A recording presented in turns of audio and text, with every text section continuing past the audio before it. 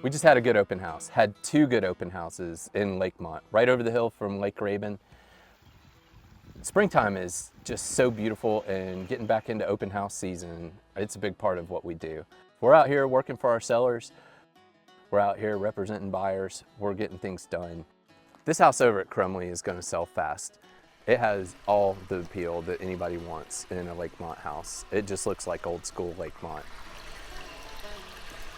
The other house on Dragon Tree, we've got a few pictures up there. We just did an incredible Tesla light show on that.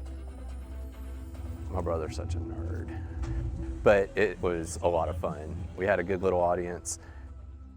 I actually made some new friends today. It was a great day, well spent.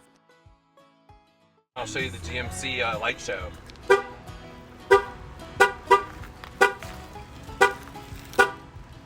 Keep an eye on buyrabun.com. Follow us on Instagram, any of the channels that are out there. John Barnwell team on YouTube and Instagram.